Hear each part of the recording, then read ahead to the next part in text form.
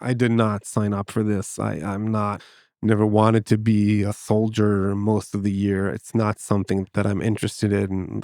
My family's paying immense price on this.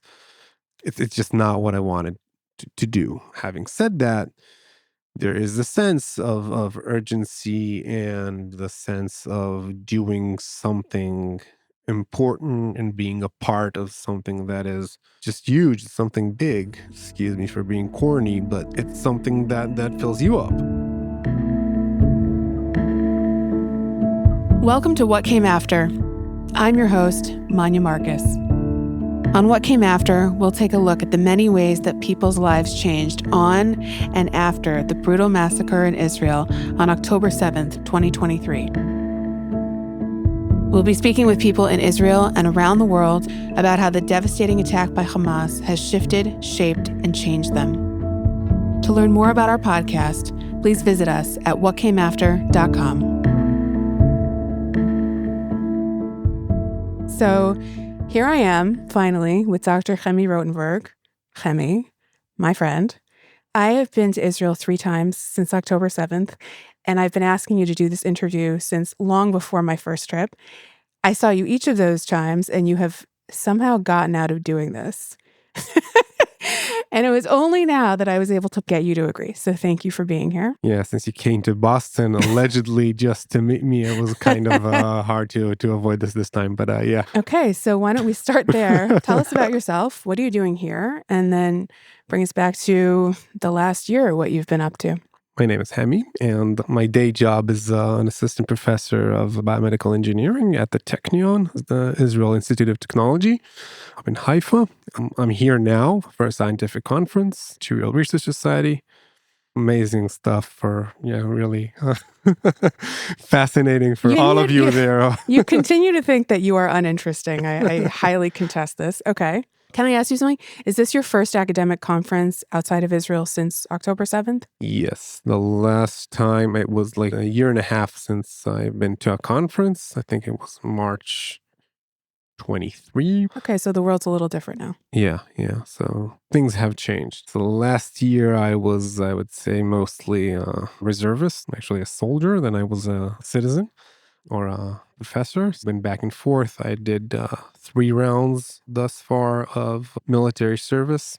I thought it was only 2. No, we had another one in Lebanon that I finished just a month ago. Oh, that's right. Yeah, so it started with, it was about 5 months up north. We were called immediately at October 7th. By, I think, 12 noon, I was already up north in the bases where they have all the equipment and gear, getting everything gathered. And by that night, we were already stationed in Rosh which is a kibbutz up north in the northern western part of the border. Rosh has some beautiful waterfalls, caves. It's a beautiful. It's not waterfalls. It's on the sea. They have caves in a cliff over the sea. So there's a cable art you can go down. Yes, but, I've done that. Yeah, we didn't get a chance to do the cable cart on that. Oh man, next time on that round. But so we were stationed there for a while. It wasn't really our operative place where we were supposed to be stationed. Just everything was a mess because we were prepared very fast and one of the first forces that were ready to be stationed. So we were stationed there. Then we slowly moved to, they call the Ramim, which is the part on the eastern side, on the eastern front. And we were there for a few more months. So eventually it was a total of about 5 months. Then we were released and we went back home. 2 months later, we would have been called back again. So we were in Gaza for about a month and a half, and then we were released again, back home, and then the situation up north started escalating. That was also the first time that my family, which we were living up north next to Haifa, was the first time that the kid had to also experience the fun part of Israel of running into the shelter and the alarms and the sirens and all that. Yeah. Joy. So I consider your wife a very good friend of mine. She's fantastic. Not that I wish she were here. Of course, No, I'm glad to be talking to you. But I remember that we knew, the world was aware that something was going to really sort of pop off with Hezbollah. And she told me that you brought home a dog. Yeah, big mistake. Well, I'm really wondering what the logic was there. I remember saying to her, because I have your town set on my home front command, so I know every time you get a siren. And I said, there's a lot going on there. Maybe you could stay with Hemi's parents in Jerusalem. And she said, no, we can't leave Cheddar.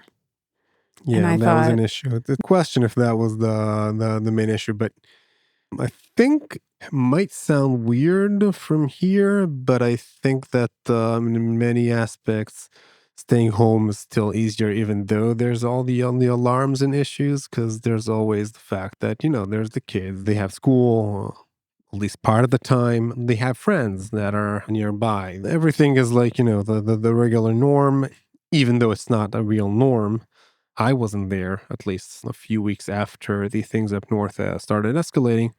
So we eventually had to make that decision. And I think she preferred staying up north. but nonetheless, you brought home a dog. Yeah, that was a stupid thing. I honestly didn't think that I would be called again that soon. Really? Yeah, I'm just kind of incredulous at it that. didn't feel like they're going to do a real maneuver. Is that even the word for what happened I there up think that north and works. across the border, like boots on the ground in Mhm. Lebanon? It was a feeling that they will let the Air Force deal with it. So it was a feeling. I didn't really think that it will happen that soon. Well, someone sent pictures of puppies that were left alone somewhere in Dalia Kamen, not far away from our house. So I would kill she had my well, husband. yeah, a moment of weakness, and I took advantage and brought little Chedo. The kids love him. This is the third pillar of your identity that I want to talk about. So you are a professor, doctor, you're a soldier, you've been a soldier, and you're a father and a Hmm. husband. Tell me about your family. Tell me how it's been for your kids this last 14 months. I guess that the answer to that will be a few parts. So there's the aspect of being a kid in Israel in all the aftermath of October 7th.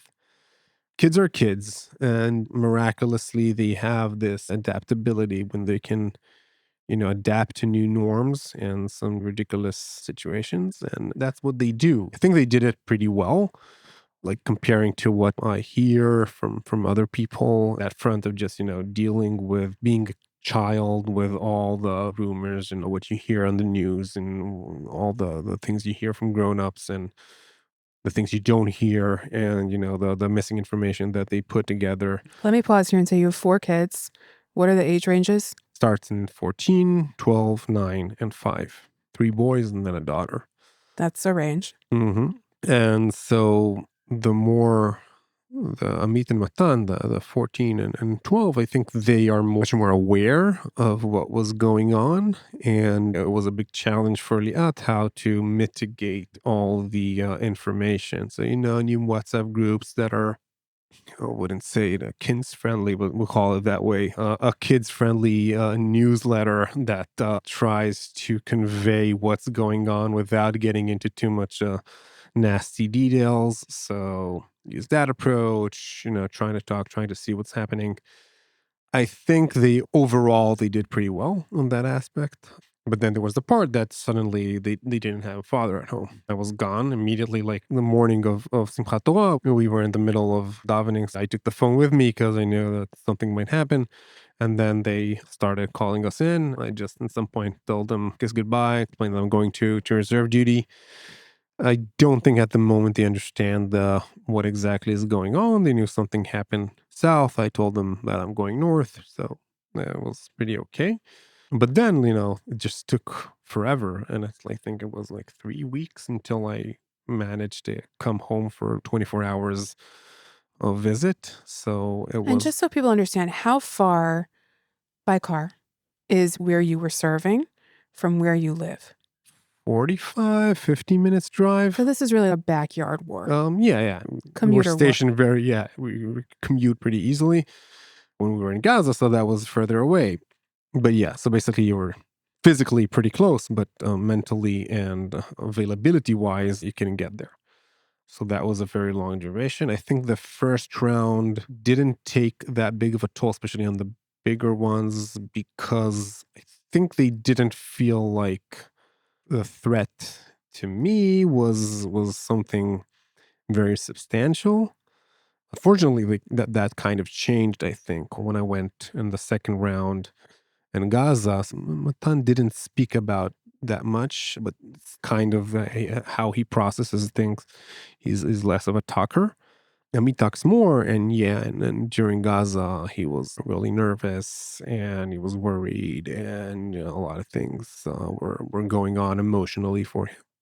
It was kind of challenging, and Liat had to mitigate that with she doesn't have a good answer because you can't really say in that situation, "Oh, don't worry, everything will be okay." All right, there are no guarantees. Yeah, and they're adult enough to understand, and you can't really lie to them. Well, you do have a 5-year-old. I'm not sure you can lie to her. Having met her, she's pretty sharp. Yeah, But yeah, how but was she didn't understand the fact that there's I wouldn't say didn't understand. She understands she had this one point when I was home already.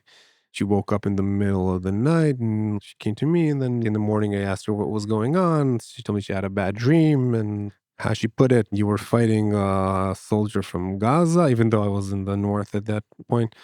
And I dreamt that he shoots you and you die. Now, she didn't look like she understand what die means totally, because like it upset her, but not that much, but it's definitely something that was in her surface somewhere without the proper tools to understand exactly what everything means, but she doesn't understand that there's a risk that something bad will happen.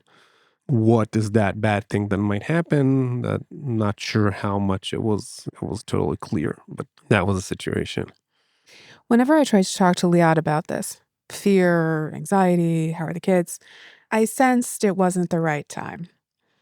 Meaning, when you're in the middle of it, it's really not the time to reflect on it. I remember saying to her, I'm coming to Israel. I can come over, I can cook, I can clean, I can do laundry. And the answer was, we have a very tight ship here. Mhm. Everyone has something that they're doing to make this function, and any kind of disruption to it is just going to be a net bad thing. How do you think it was for her? What's your understanding of how that first tour went? It was a long time. Yeah, the first tour was long. It was 5 months.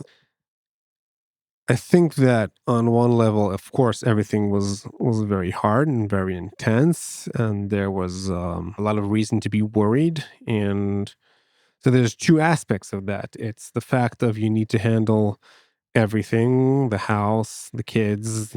Luckily, at that point, she wasn't working, but she had to take care of everything while worrying. It's one thing to mitigate everything to the kid, but she was also affected personally. The fact that her husband now is in danger and risk doing something that is putting himself on the line. So handling these two together is sometimes contradicting because you're worried, but you're not supposed to show that you're worried because you don't want to worry the kids and everything. So I think bouncing those balls in the air was not always the easiest part. On the other hand, I think that at least at that point, the level of how everybody looked at the situation, it was like this has to be done. I mean, we have to have people, and everyone that can do it should go. The urgency of everything was ridiculously high, so at some level, I think that helped the feeling of how she could look at it and contribute to it from her side. That's what I feel. But then, things, Changed. yeah, it's just the sense of the urgency kind of wind down at some point. There was also everything politically going on in Israel. Why are you always the only people? You and your friends are the ones that will always come. There's a huge amount of other people. Let's not go there, but it's starting to become really frustrating and really challenging. Top of that, the second round was more dangerous. The risks are higher. Morale is The lower. morale is lower, and she went back to work.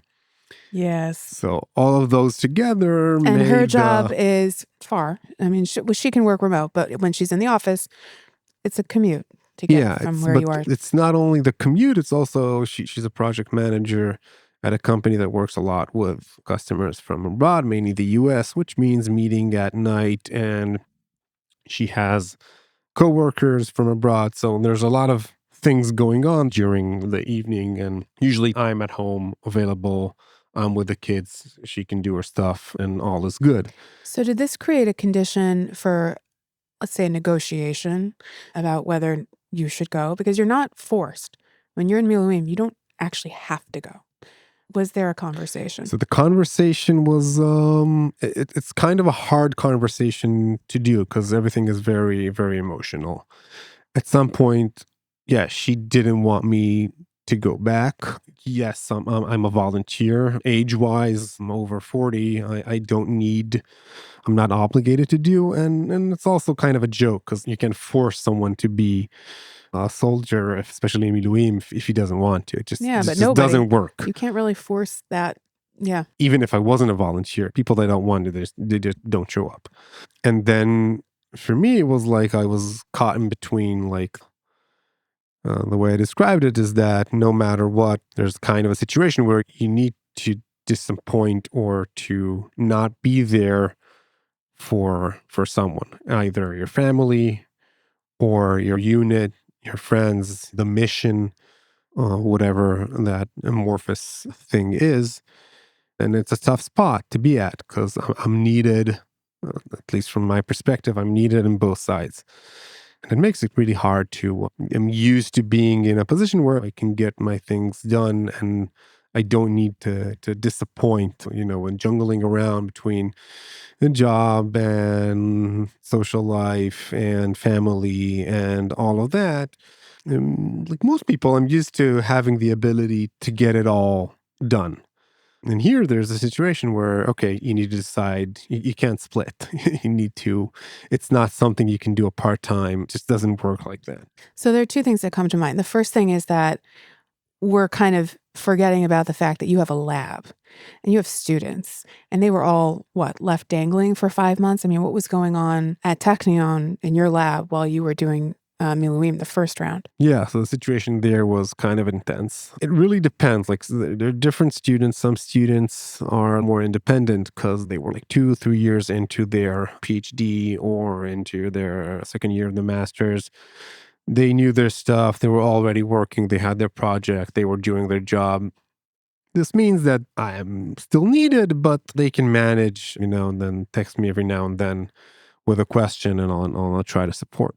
But I had 3 students that one started September and 2 they were officially supposed to start October 1st.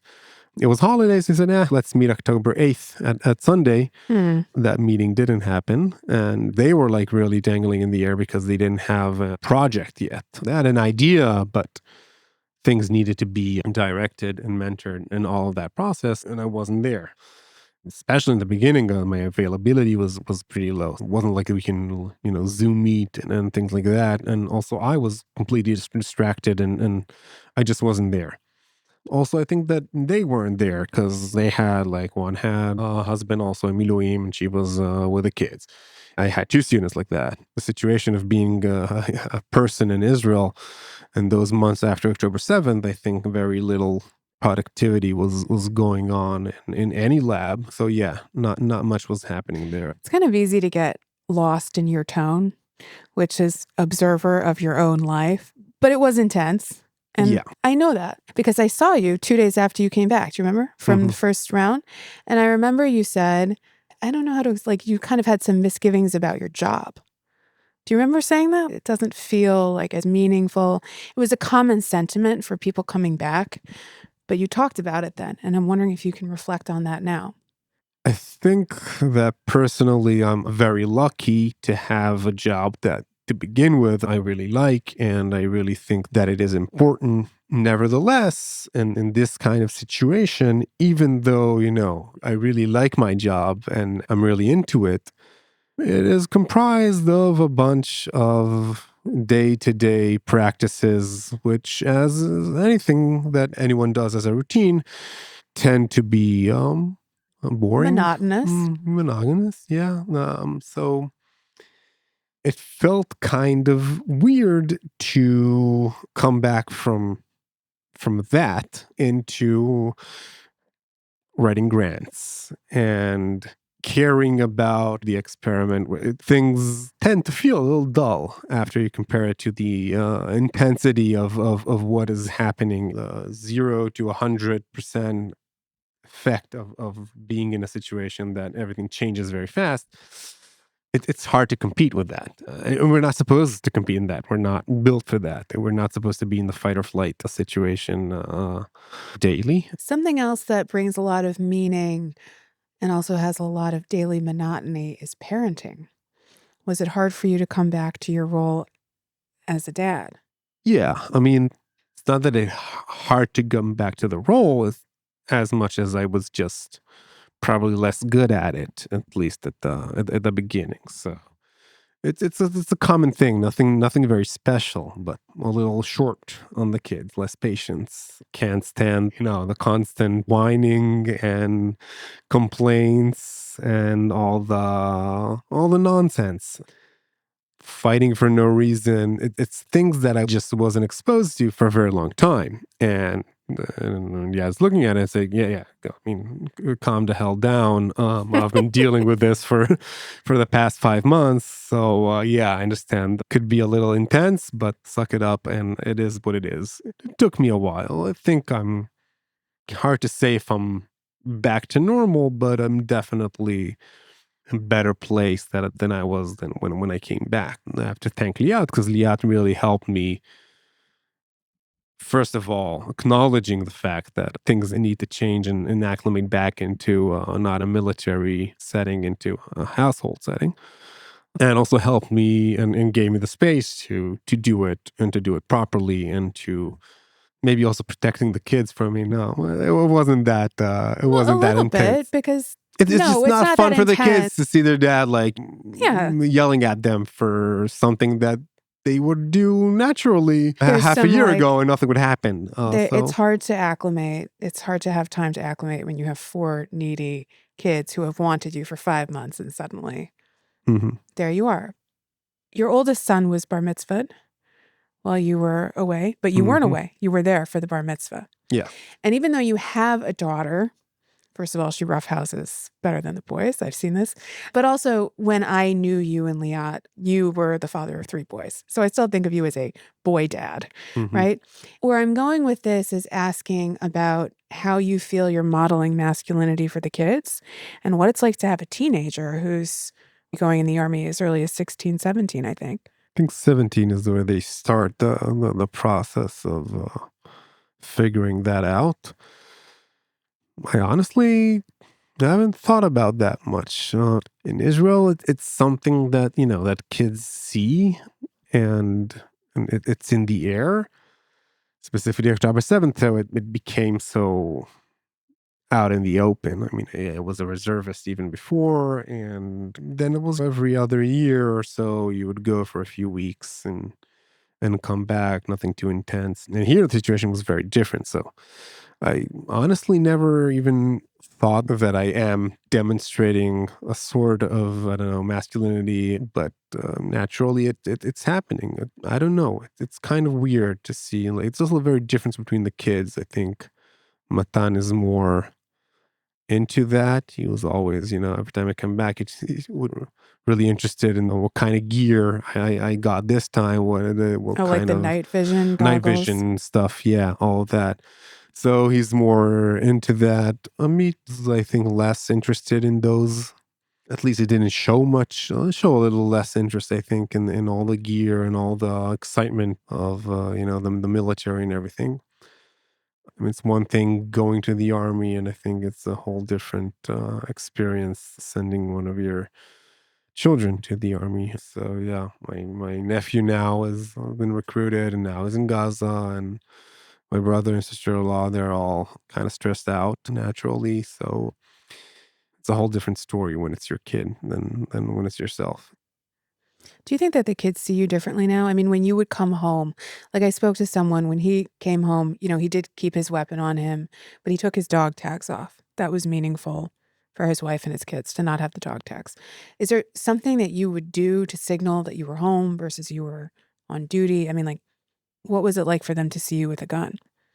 I don't know. I don't think the gun was that of an issue. I always Like personally, I just don't like the scene of, going with a gun. I don't like the attention. I don't like it's heavy, whatever. And get the chance, I would just stick it, hide it in the closet and get rid of it. Not for any educational reason, just personally, I just don't like it. So I would prefer to put it away. There's always the part that you get home to stuff, ooh, you stink, and then you take a shower and Mm-hmm. you like come back as a normal human being, and then it's like I think it's something that symbols, okay, now I'm home. That you're clean. Yeah. You don't have a stench. Yeah, Okay. that is something. But basically, yes, it's the challenge of trying to, behaving normal. And I think it was easier at some level when I was like just visiting home because the duration of times and, there was the excitement every time. And the challenge was after I was like released and back home. And then, the excitement phase fades out. And then you're left with the day to day. And then the fact that you're like more short and less patient and not used to all of this, then it kicks in and becomes an issue. That I interviewed somebody whose husband went also on October 7th, and she says that the IDF runs on friendship. That people Hmm. go because their friends are going and they don't want to leave their friends behind, et cetera, et cetera. Hmm. And I bring that up because I don't know if you were aware of the scale of what happened on October 7th before you are already gone. No, I wasn't aware. I mean, as I said before, I was a reservist even before. So many people, like most people, especially in standard infantry units, tend to, at the ages of 35, their unit got closed or they're just, considered oldies. So at some point they would tell you, okay, we don't need you anymore and things like that. I was stationed in a unit that had a different approach and they kind of respected we call it the elderies. They didn't try to get rid of us when they could. The 20 guys that I'm with are actually, I'm kind of in the middle age wise, like one 51-year-old guy that is still standard infantry, carrying everything in better shape than I am. So it's a place that they want the older guys. Also, for me personally, when people do a postdoc, you go, for me, it was 4 years abroad. You just get sucked out of the system. But when I came back, I'm still very close friends with all those other people, and I talked to my commander, the head of the battalion, which is a friend of mine, and so he put me back on the list. So I was there before. It's not like I went there because of October 7th. I was also a reservist, but as you said, before that, it was mainly because I still wanted to be a part of that group of people, which I really liked. It was a part of my personality, my whatever that is, that I wanted to stay as a miluimnik. And so I maintained it. But back in the day, it was okay, every few years, I'll do a few weeks of running around with guns. And then I'm in that loop. So October 7th, of course, naturally, we left instantly. How did you find out?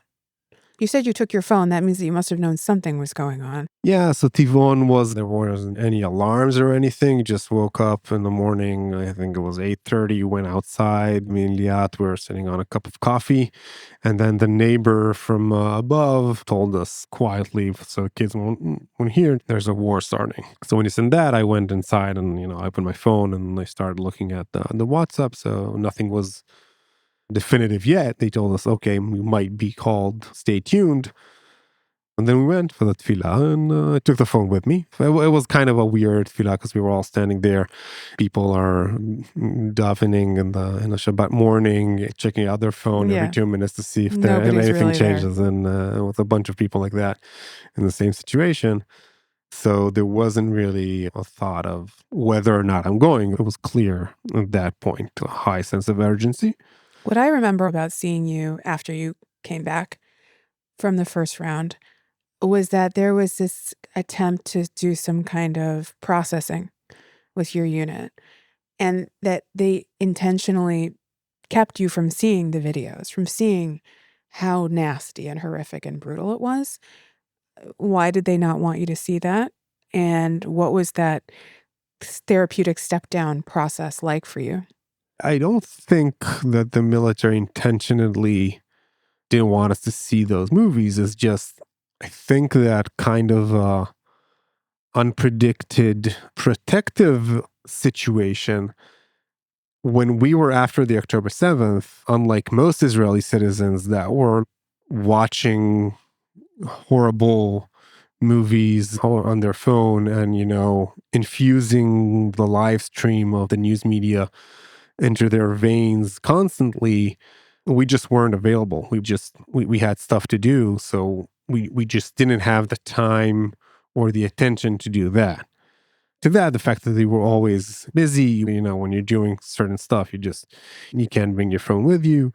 So we just had much less opportunities to be exposed to all the horrific stuff that were going on online. And I think that was a really important mechanism. Like there's a lot of stuff like that. Sometimes I can talk with Liat. I can't think of an example yet, but she would start talking about something, assuming that I know what she's talking about, and then quickly enough she understood, okay, you weren't there, not specific things of the house, but specific things that were just circulating in the media, and I was just totally unaware. It was just kind of good for us that we weren't exposed at that level that everybody else were. And how was the post deployment process? At least the first round. Post deployment, they call it ibud, and it's like 2 days they take you to a hotel, and then one of those days is used for gathering all the gear, prepping everything, wrapping it all up. And the other day for group intervention. I don't know how you call it. Like a group processing. there. So we were talking with one another. We had, I think he was a social worker that came, but even he himself, he said that he didn't feel like he had much to contribute. Well, I think the advantage of having a group of people that is much more mature than the average in the IDF. I think the youngest guy in my unit is like 36 or something like that. So we were pretty mature about talking about the difficulties and trying to process it together. We had this routine for each week that divided us to couples. So we have to talk with one of the guys during that week. And then an obligation we would try to meet every now and then, for activities, non-military activities, drinking and eating meat and things of that sort. So that was the process. I do remember that they tried to take you to Nir Oz and you weren't able to get in. You told me about this. We went to the Otif. At that point, we couldn't get into the kibbutzim. The kibbutzim didn't want all this terror, tourism to keep going through. And I totally understand why they didn't want this. So I think that the most powerful place we were was the Nova Festival, because it's not a kibbutz. So there's basically a memorial. That was an intense experience. If I'm not mistaken, in your unit, there was somebody who had survived Nova. Yeah. In my battalion, there was one guy that was there during the Nova, and he managed to run away with a few other people that he helped rescuing out of there. He also had a few friends that got killed, and it's just people that took the wrong turn. At some point, it was all a series of miracles when he described the whole thing to us. It was interesting. I remember that I messaged you while I didn't understand what was going on. And you told me about this guy and you said that he had described it as a series of miracles. And I remember saying to you, which is something that I said so much in the early months of the war, what are the miracles here? Is it just the absence of catastrophe that we're defining as a miracle? And I'm bringing that up because you're Shomer Shabbat, you keep kosher, you have religion in your life. Has this experience, any level of it, changed your relationship to Judaism or to your practices?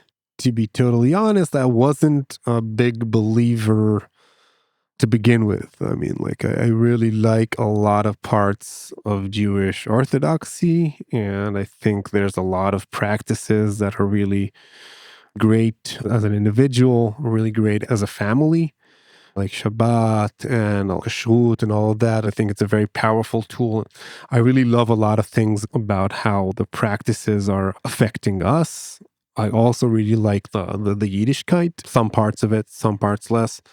So most of my practice call it a somewhat instrumentalist point of view rather than a strong belief in, Sachar ve'onesh and these kind of concepts. What does that mean, what you just said? Sachar is like the action and reaction, punishment and Reward. retaliation, reward, Yeah. all of that for doing mitzvot and things of that sort. So to begin with, I wasn't that believing in hashgacha and all of those things. So I can't say it affected that much. You do see that part where it's I would never use my phone on Shabbat before, and now with the situation, it's you always have the excuse. Oh, I want to check what's going on because they might call you, but you become more easy on the checking on what's going on. We also live in Tivon, which is very close to an Air Force base. When you hear too many on Shabbat, you hear too many planes going up and down. So you have, okay, let's just check to see what's going on. So on the practical level, it did affect that front. But other than that, I think I'm pretty much the same. All your concerned friends in the diaspora would like to know what to do when they see some horrific news coming out of Israel. I remember that I saw murmurs and whispers on the internet about something that was going on potentially with hostages. Maybe they were being rescued. Maybe, God forbid, they had been killed. And I sent it to you and Liat, like, look at this. I saw there's some murmurs on the internet. And you said, please don't send this to me, right? Because I'm going to worry. And until I have actual information, I don't want to spend my anxiety on this. You remember this exchange? Yeah, I mean, at that point, there's what we call in Israel the hotar lepersum, which is when you open your phone, usually in the morning, and you see that it can be now published that this and that was killed, things like that. And they only do it when the families are informed and everything is in place. But Israel's a small country, and rumors tend to go fast. Apparently, also to the diaspora. Yes, yeah. Yeah, but it's always a debate. Like people have that tendency to share thing. In many cases, they don't always figure out that the receiving end can be people that has friends, relatives, family, whatever, that are in different situations that can be them. So it's not something that you should do, especially in a place like in Israel, because everybody knows everybody, and that's why I told you at that point. So then, when you hear that something bad happened, and I have friends in those situations, the only thing we will gain from that information is that now I'm going to be worried till we get that to Tar Lepersum, that Right, point where we can information. see the actual names of what's going on. So it's a small country, and it's something to keep in mind when you're consuming and passing on. Well, I actually think that's really helpful to amplify here because, I'm part of a small community and the WhatsApp chatter about, I heard something is going on in Israel and I heard this, it's voluminous. And it was actually really helpful to hear that was not just not helpful, but really unwelcome. And I've tried to spread that around my little corner of the diaspora. Thanks for that. Happy to serve. Your last tour had some publicity. Which last tour? What are we talking about? When you were in Lebanon. Mm-hmm. Is there anything that you want or can share about this last tour? Because it seemed like it might have been the most difficult. Yeah, it was probably the most, pressure level and intensity. We were nervous before we were going in, naturally. It's also what we were always preparing for. So at some level, it's like, closing a circle on that issue. Meaning preparing for real war with the North. Yeah. Alexandroni is a division built on ex-Golani, and that means that the north is the region where we train. That's the go-to. Also, in the Second Lebanon War in 2006, I think Alexandroni was one of the very few infantry divisions that went in. It's showtime, money time. It's what we prepared for. So at that end, it felt good about the mission. Personally, I think most people won't probably disagree. I mean, other friends from my unit, but to me, it felt like the mission was much clearer than what we were doing in Gaza. Because when we're in Gaza, every place you go, you can immediately tell that, 5 units here before you in the past 6 months, and it's not really clear what are we doing around here. Lebanon, the feeling was very different. The mission was very clear. We knew what we were doing, and it made us feel much better. It was also shorter, which is also an advantage. I think it was overall, we were there for a month. And luckily for us, at least for the Alexandroni soldiers, we didn't had like serious casualties. Did have a couple of Shionerim, the tanks that were with us and under our jurisdiction at that point, that killed out of the blue from, I think, 30 kilometers, just hit them when they were bringing in all the equipment and gear and everything. And there was a devastating event where people got killed. But for our unit, we were spared. And unlike Gaza, we didn't really see and interact with Hezbollah. They just weren't there when we got there. So I'm happy that went on that way. It was nerve-wracking at the beginning, but eventually happy it's over with. But I'm also happy that I got that. Felt like at least kind of closing the circle on that situation. Because when in the first 5 months, we were at the same locations, just on the Israeli side, doing what they call the defense. And then looking at Manara and looking at like Margaliot and all those places from the other side, and knowing that you're there so they can go back home, was a really strong emotion to see that from that side of the border. So happy I had the opportunity to do that. The 4 people who were killed, did you know them? One of them had a cousin that I know, but unrelated to the military, just from personal life. But I didn't meet those guys. They were in a different unit. What's so unbelievable to me is that when something like that happens, it's not like they let everyone from the unit out to go to a funeral. I mean, war continues, right? Yeah. So I didn't understand the details. Something comes out that there were casualties in Alexandroni. So the way it works is that when we were in Lebanon, we didn't have our phones. So this means that to address that, we have people in our units that are not fighters that are back, sending us what we need and everything. So they would also have these WhatsApp groups where all the relatives, wives, mothers, fathers can join, and they will give updates, very short, brief, and not too many details. So even before they published in the news that under Alexandroni, a unit under Alexandroni, there were casualties there, they would send a WhatsApp message. There was an incident involving people under Alexandroni. It had nothing to do with our battalion. People are okay in our unit. So at least when the news comes out, they already are prepared and knows. So on the one hand, that is a little helping. On the other hand, now they know that we're in a situation. They knew it. It's pretty clear that we're at risk.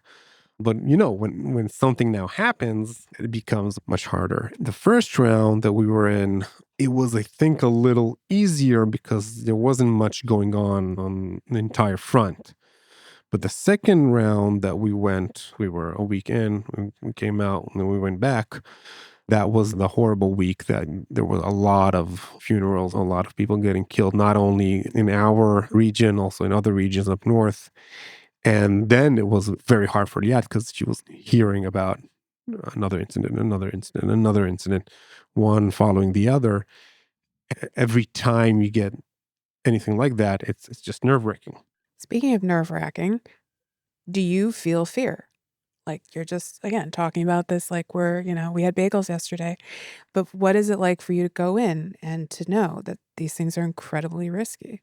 So I think before going into in Lebanon, especially in the first time where we weren't really knowing what we were up against, yeah, so definitely fear, nervous. I wasn't with my organic unit. They asked me to go do some drone stuff. They were having this small drone unit for the battalion.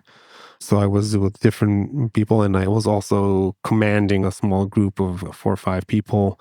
And I really didn't like that because I'm not a commander in the military for a reason. I really don't like it, and the responsibility. And doing that when we're going into Lebanon was kind of stressing for me on a personal level.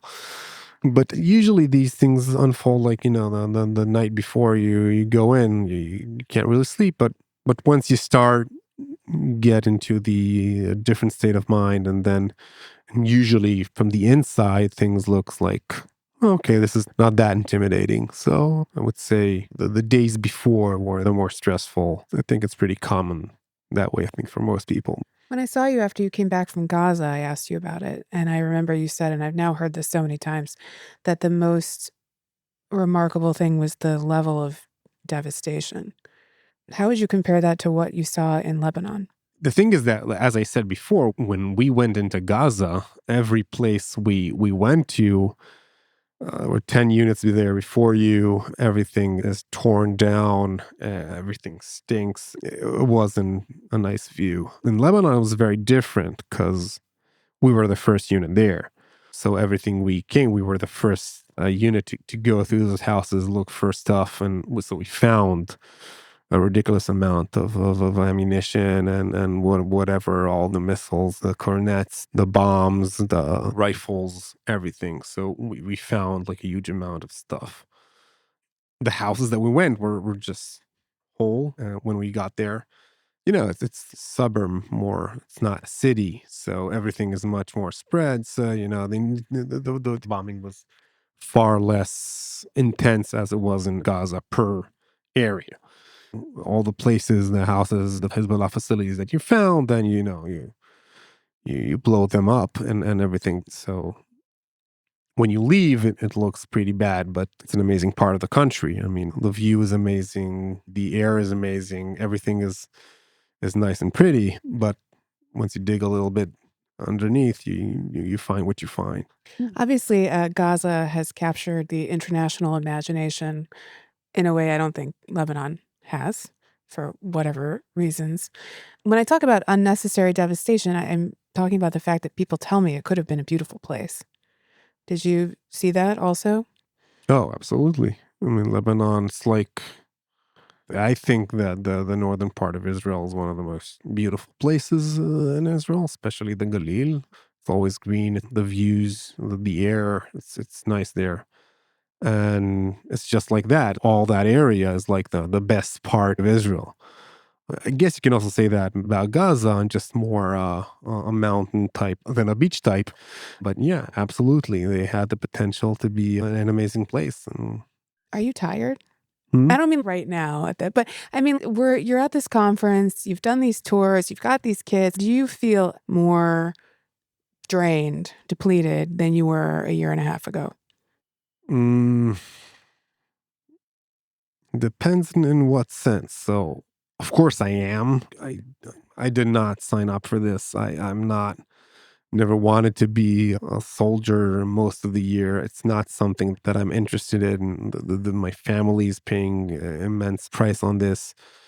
It's just not what I wanted to do. Having said that, there is a sense of urgency and the sense of doing something important and being a part of something that is just huge, something big. Excuse me for being corny, but it's something that fills you up. But also what we did, the intensity of what we did and the urgency of what we did, it's like it's a whole different ballpark. So at that level, it fills you up. So it's a tough question to answer exactly. You're very self-deprecating about the work that you're here to do, science. Hmm. I think you were like that before a little bit. You assumed people weren't very interested in what you do for a living. But do you feel like that more now? I don't know. It's like, science is science, and it's engineering, it's material science. Most people don't find that very attractive. I think I'm usually pretty good at conveying what I'm doing in a lay form, and I think it's interesting. But to some extent, and I think for most people, it's like, oh, okay, fascinating, great. What's for lunch? And it is different because miluim, because it's something that is very unusual. Maybe not in Israel, but especially around here. Like, I can't imagine that the people I meet in the conference understand the concept of me being, I think, a total of 8 months out of the past year in uniform. Did you guys ever think about leaving? Because I know you from when you lived outside Chicago. When the war started, obviously you were called up, but was there ever any part of you that thought, I could probably go somewhere else? I mean, of course, it's something that you think of, especially when you're thinking about your kids. Is sending your kids to the military the best thing you can do for your kids? It's an open question. It's something I think about. It's something both of us, I mean, Liat, we think about that. We don't always have, the same answers, both me and Liat, and also different times can give different answers. And there's also the feeling that if you want to have a Jewish life, if you go abroad, it doesn't sound to me like especially religious Jews in the diaspora are feeling very comfortable with their situation right now. So I still think that, the situation in Israel is a little more risky objectively. But on the other hand, there's also the fact of the feeling, because like you can be in a more risky situation, but since you are a part of the majority, and it's part of the reason why you want a Jewish state to begin with, and not being depend upon the goodwill of some government, host country, as a right. form of public opinion. So even if at the moment being a Jew in the United States is less risky than being a Jew in Israel, the feeling of what you have to deal is also something that you need to think of. Also, I hope that after this whole thing unfolds, it won't be that risky to be a Jew in Israel either. But that's up to us, I guess. So are you saying we should make Aliyah? What are you telling us? Is that your message? Interesting. All right, Hemi, thanks for sitting with me. Finally, took a few continents. Thanks so much for listening. If you enjoyed this episode, please rate, review, and subscribe to What Came After wherever you get your podcasts. You can also find us online at whatcameafter.com.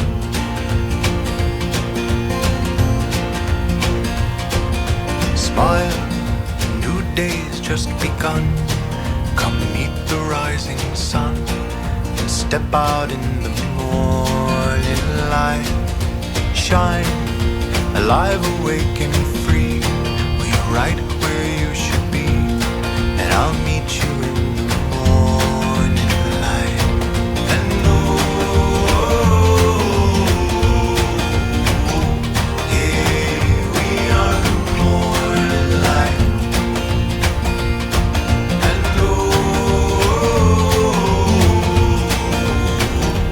hey, the sacred morning light.